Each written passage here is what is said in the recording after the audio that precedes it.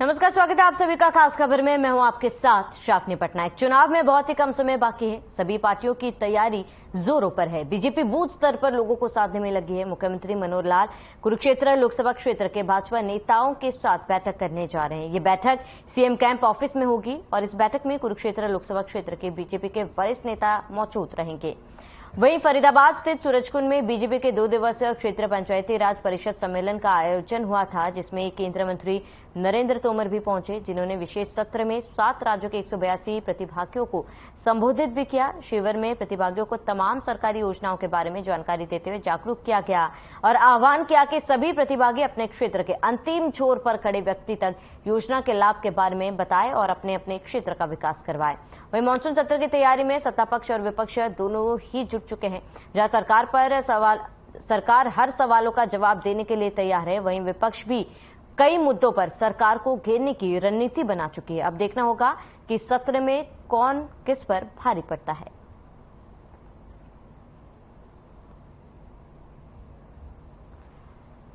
तो मानसून सत्र की भी तैयारी तेज हो चुकी है और आपको बता दें सत्ता पक्ष और विपक्ष पूरी तरीके से सत्र को लेकर तैयारी कर चुकी है। मानसून सत्र की बात की जाए तो सरकार सत्र में जवाब देने के लिए पूरी तरीके से तैयार है। वहीं विपक्ष के भी अपने सवाल है, उन सवालों की तैयारी भी विपक्ष द्वारा की जा चुकी है।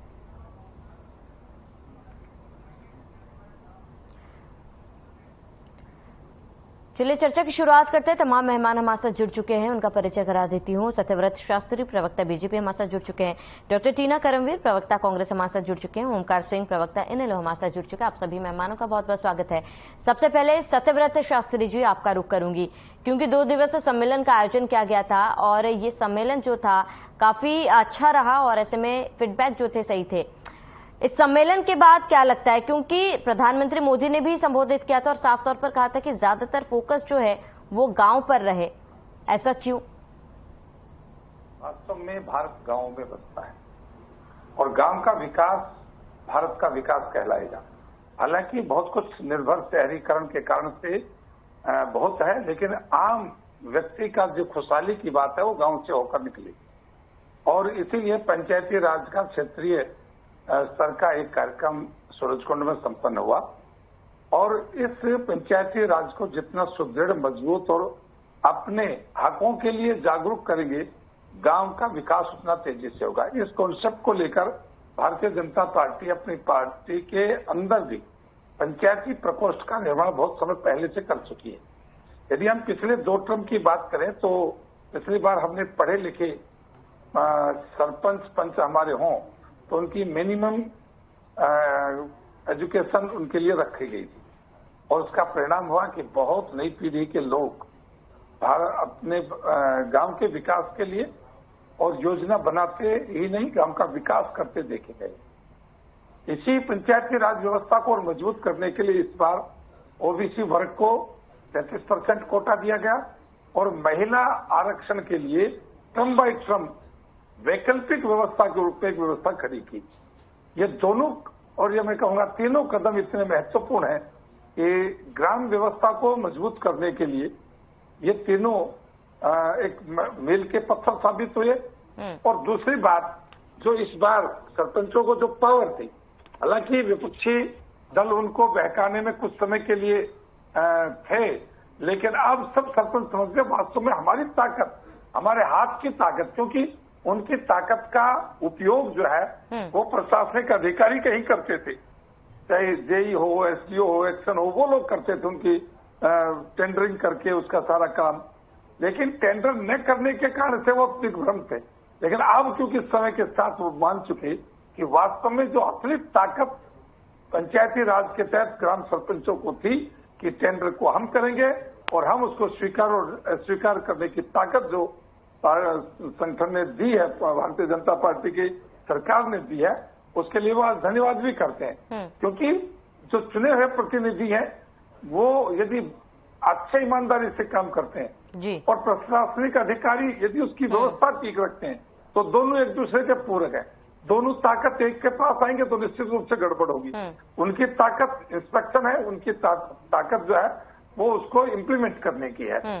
तो मैं समझता हूं कि इसके बाद जो ग्राम विकास का प्रधानमंत्री मोदी जी का स्वप्न है, गांव के गरीब के, किसान के, मजदूर के खुशहाली का जो बड़ा प्रकल्प एक भारत की राजनीति के अंदर पिछले केवल बात के लिए बात करती थी। कांग्रेस गरीबी हटाओ का नारे के ऊपर कितनी बार सत्ता में आई, लेकिन गरीबी नहीं हटी, गरीबी हटता चला गया।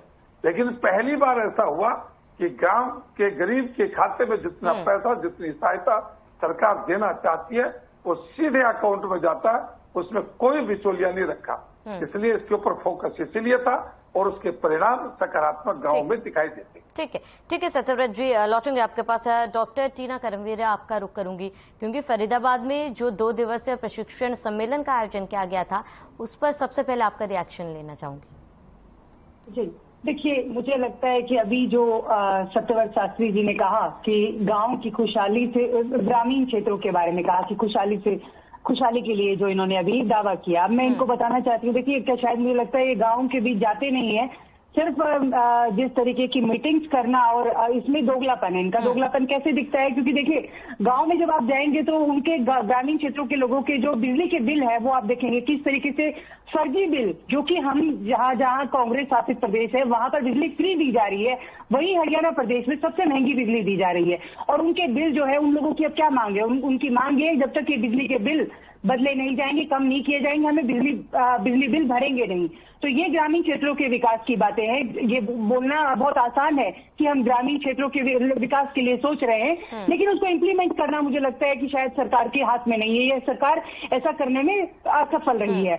दूसरी बात मैं बताना चाहती हूँ कि अब आप देखते हैं, जब हमारी सरकारें थी 2014 की अगर हम बात करें, इससे पहले की अगर हम बात करें, तो हमारी जब सरकारें थी तो बेरोजगारी की अगर बात की जाए या फिर जिस तरीके से नई नई स्कीम्स लॉन्च की गई थी, लेकिन इस सरकार ने हमें क्या दिया? इस सरकार ने सिर्फ जो है हरियाणा प्रदेश को सुरक्षा के नाम पर, जिस तरीके से माननीय मुख्यमंत्री जी आकर कहते हैं कि हर किसी नागरिक को सुरक्षा नहीं दी जा सकती, इससे पहले ये जो है वर्कशॉप कराते हैं कि हम सुरक्षा की बात करते हैं। इनकी वर्कशॉप, इनके जो ये प्रोग्राम्स है, मीटिंग्स है, इसमें बहुत बड़ी बड़ी बातें और दावे किए जाते हैं, लेकिन धरातल पर वो खोखले साबित होते हैं। फिर आके मुख्यमंत्री जी कहते हैं कि हम तो सबको सुरक्षा नहीं दे सकते हैं।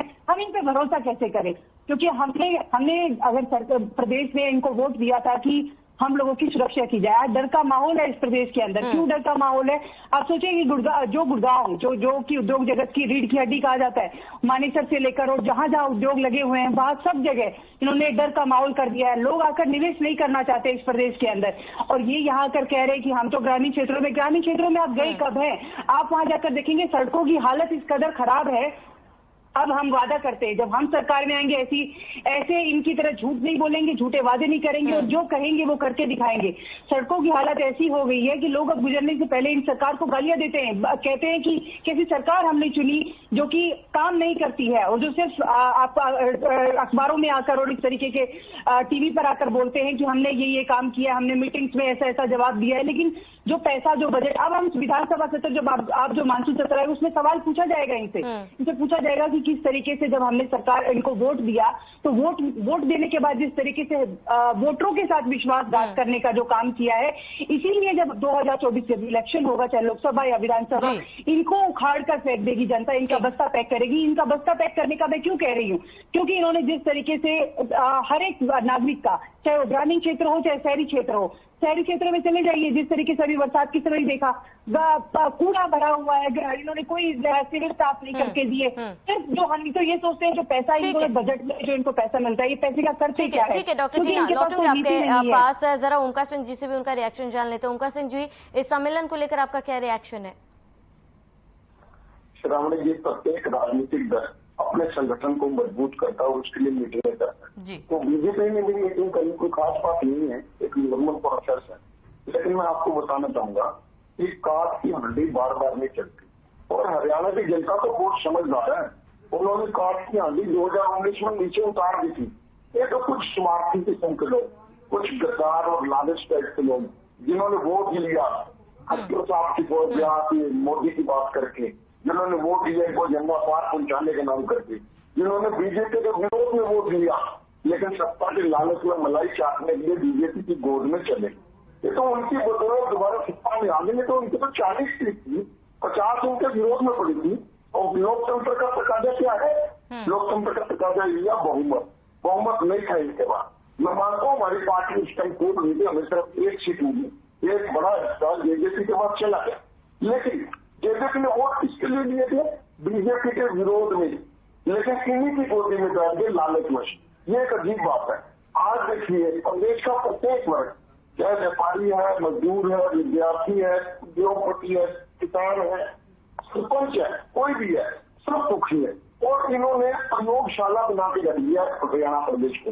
अभी भी प्रयोग किया इन्होंने तीनों में, वो इन्हीं का प्रयोग है, मैं स्पष्ट बता रहा हूँ, इन्हीं का प्रयोग है। और उसके बाद एक और प्रयोग किया इन्होंने, लगातार गरीबों के घर बिना किसी नोटिस के, बिना कोई जांच किए, तो ये भी पता लग गया कि ये घर तोड़ने हैं। 753 से अधिक घर तोड़े इन्होंने। और माननीय उच्च न्यायालय का मैं धन्यवाद करूंगा, उन्होंने सू मोटो लेके उसको रोका। नहीं तो ये तानाशाह सरकार में तब्दील हो चुकी है, ये किसी भी कुछ नहीं छोड़ने वाले। आज देखिए महंगाई, बेरोजगारी, भ्रष्टाचार, अपराध, प्रॉपर्टी आईडी, परिवार पहचान पत्र, पेपर लीक, और अभी भी एक नया प्रयोग कल हुआ इनका। इन सब मामलों से जनता तंग आ चुकी है। अब कल का प्रयोग देखिए, 2 पेपर हुए, एक 5 तारीख को, एक 6 तारीख को। दोनों पेपर की क्वालिफिकेशन अलग अलग, +2 और ग्रेजुएशन। दोनों पेपर में 41 क्वेश्चन, 41 क्वेश्चन एक जैसे आ गए। ये संयोग नहीं है, ये प्रयोग है जनता पर, और ये प्रयोग सिर्फ बीजेपी कर रही है। ऐसा क्या हुआ 2014 के बाद हिंदू मुसलमान एक दूसरे के कट्टर दुश्मन हो? क्या हुआ? ऐसी क्या बात हुई कि हिंदू मुसलमान को नहीं देखना चाहता, मुसलमान हिंदू को नहीं देखना चाहता? ऐसा क्या हुआ शास्त्री जी? इस बात पर गौर कीजिए। आफ्टर हम सब एक मनुष्य है, परमात्मा को ध्यान देनी है। मजहब नहीं सिखाता आपस में ध्यान रखना। और सबसे बड़ी बात है, आप लोग मजहब के नाम पर जनता को गुमराह कर रहे हो, जिसका खमियाजा आपको और आपकी पीढ़ियों को भुगतना पड़ेगा। मैं आज आपको बता रहा हूँ, एक है हम सब एक है। और भारत की जो स्वतंत्रता है, सुंदरता है, वो किसमें है? अनेकता में एकता। अनेक में धर्म के लोग हैं, हम एक है, लेकिन ये सरकार बार बार प्रयोग कर रही है। आपने बताइए, सरकार ही नीति नू में ये प्रयोग किसने किया? मुख्यमंत्री मोदी कहते हैं षड्यंत्र था। कहा है आपकी इंटेलिजेंस, सीआईडी, सीआईए और विशेष तंत्र इनके कहा है, जहाँ तक कि एसपी और एसएचओ का भी विशेष दूत और मुखबर होते हैं। इनको नहीं नजर आया, इनके खुद के प्रयोग है जो जनता पर बार बार कर रहे हैं। और जनता इस बार उनको ऐसा सबक सिखाएगी कि ये तो क्या इनकी पीढ़ियां भी याद रखेंगे आने वाली कि भारत एक है, मजहब के नाम पर नहीं लड़ाया जा सकता भारत को। बिल्कुल ओमकार सिंह जी, लौटूंगी आपके पास। सत्यव्रत शास्त्री जी आपका रुख करूंगी, क्योंकि मानसून सत्र में बेहद ही कम समय बाकी है। सरकार की क्या कुछ तैयारी है सत्र को लेकर? क्या सरकार पूरी तरीके से तैयार है? तैयारियां पूरी होती हैं और इसमें विपक्ष को भी बैठाया जाता है, उनसे भी बहुत चर्चा की जाती है। ऐसा नहीं कि अकेला सत्ता पक्ष का बिजनेस पॉइंट से लेकर विपक्ष के जो नेता हैं उनसे भी इस विषय पर चर्चा होती है और ये प्रक्रिया है, वो होगा। और 24 की तैयारी के लिए भारतीय जनता पार्टी पूरी तरह जिस प्रकार के वादे करके आई थी और जिस प्रकार का पिछले 7-8 साल का लगातार का अनुभव और इसके बाद में जो शेष समय में 1 साल भर का जो समय है, और लोकसभा में तो 1 साल से कम का भी समय है। पहले लोकसभा के चुनावों के मद्देनजर जिस प्रकार से संगठनात्मक दृष्टि से सरकार ने अभी 7 से 14 तक तिरंगा यात्राएं हर विधानसभा क्षेत्र पर निकाली, उससे पहली हर लोकसभा के अंदर जो है वो बड़ी विशाल यात्राएं, विशाल रैलियां की, उससे पहले पन्ना प्रमुख सम्मेलन की। ये हमारे कई स्तरीय जो कार्यक्रम है उनसे जनता का एक मूवमेंट और एक विश्वास भारतीय जनता पार्टी के साथ लग रहा है कि तीसरी बार, और पिछले बहुमत से पिछला बहुमत 14 से 19 में ज्यादा बहुमत मिला, 19 से 24 में बड़ा बहुमत मिलेगा।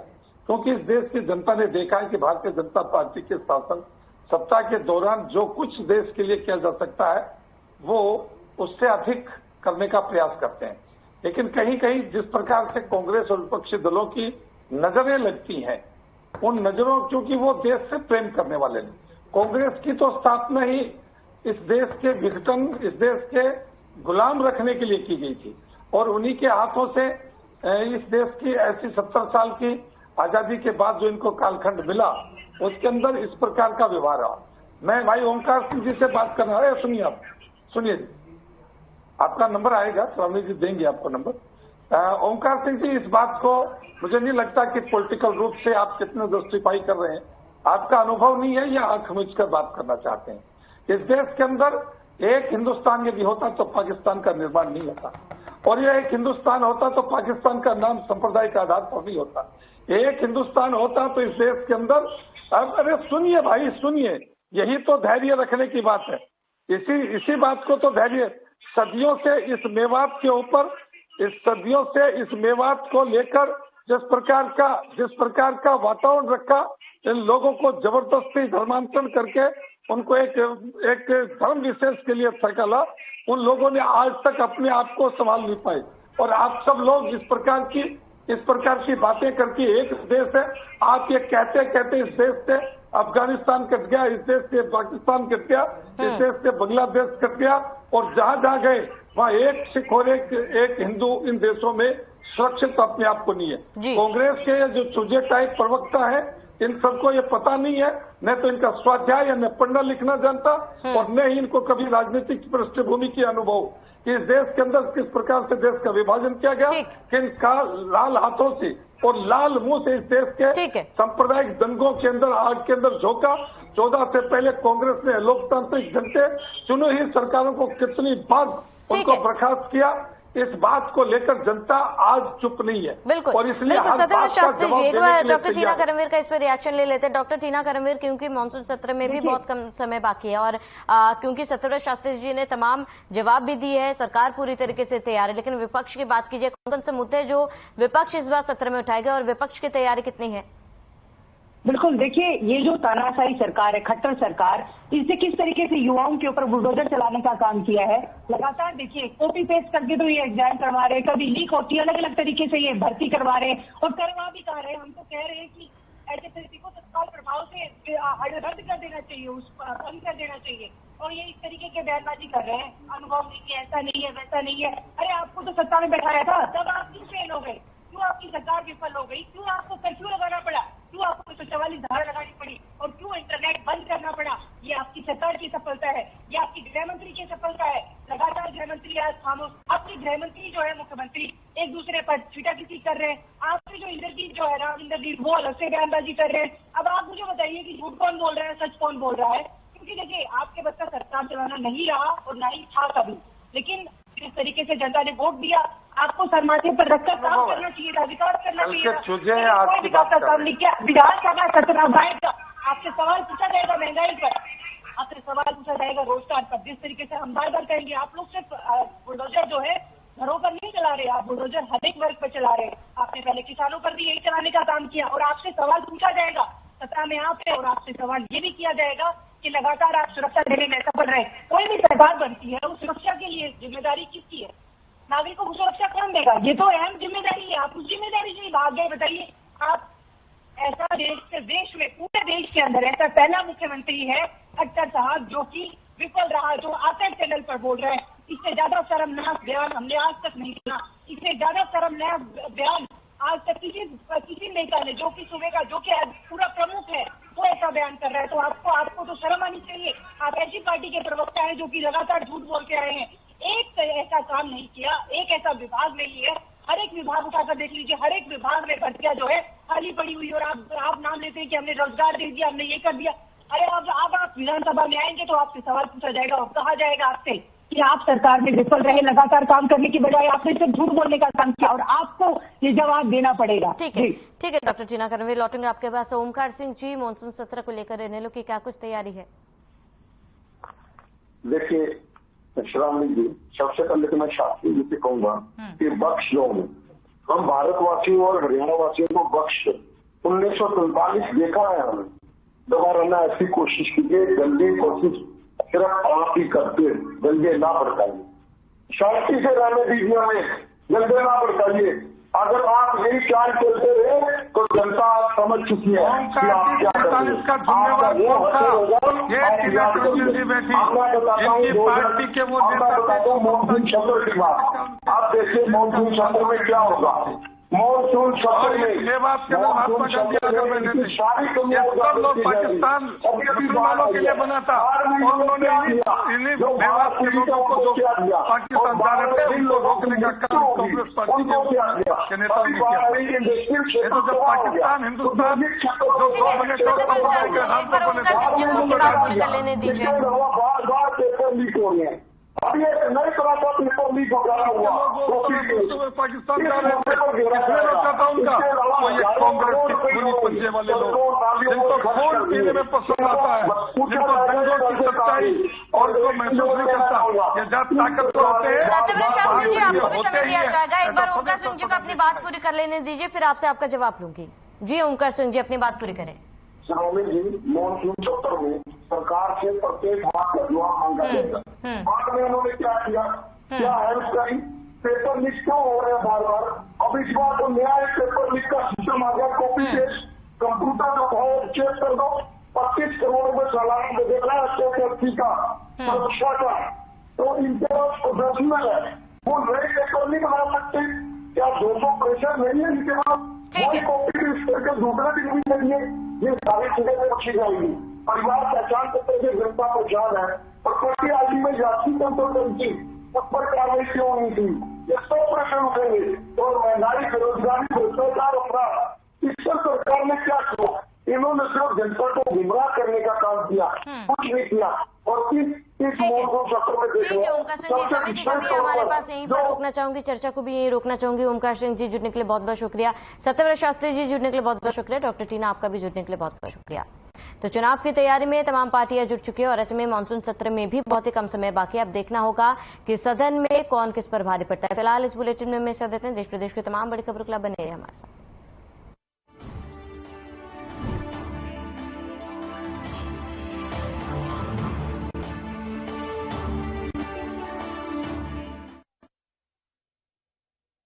Okay.